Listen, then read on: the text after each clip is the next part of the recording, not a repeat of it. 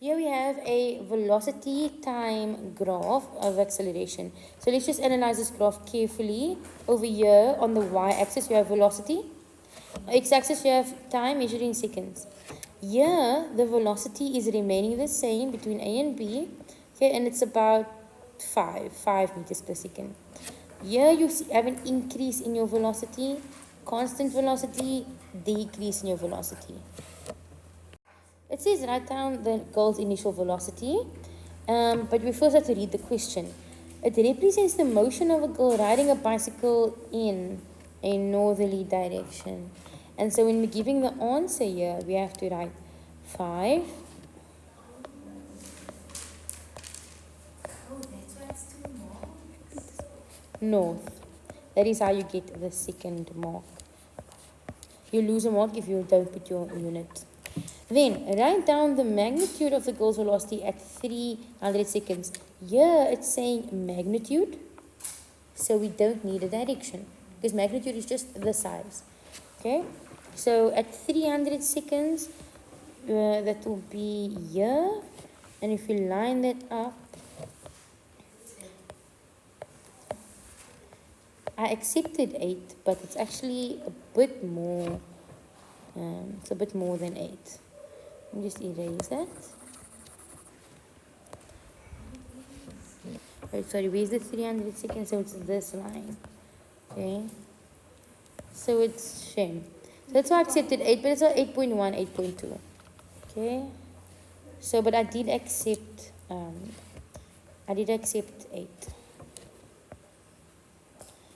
I'm going to say 8.1. Use the information on the graph to describe the motion of the girl. From B to C, we have a increase in velocity. And then you must say how it increases, and then we're going to say at a constant rate. You have to say how the velocity was increasing, and so that's where you get the second mark, increasing at a constant rate. Then from C to D, we have constant velocity. Now we have to do the following calculations without using equations of motion. If you use equations of motion and you get it right, you will lose most of the marks and only get the final mark answer.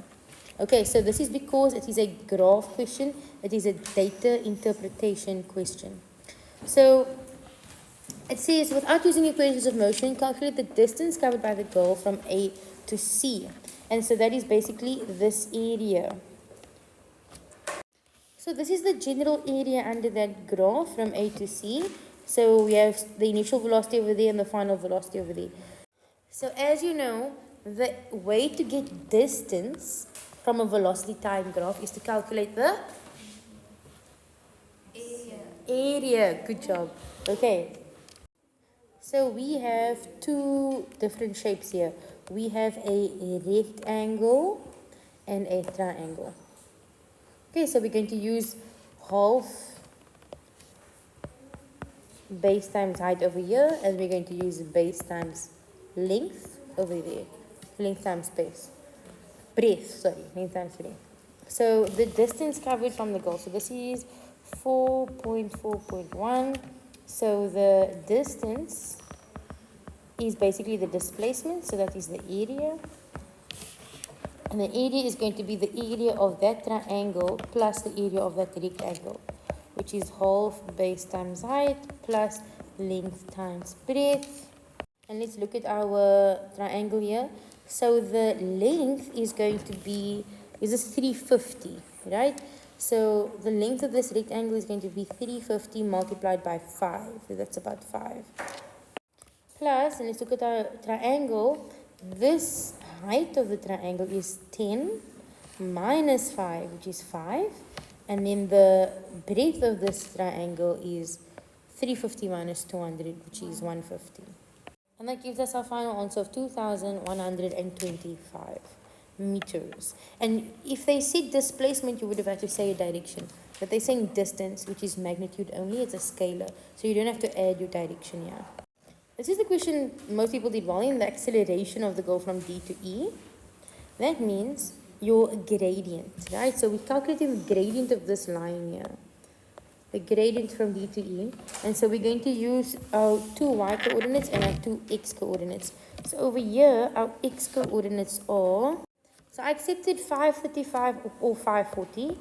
Okay, 535 or 540. And then the y coordinate is 10.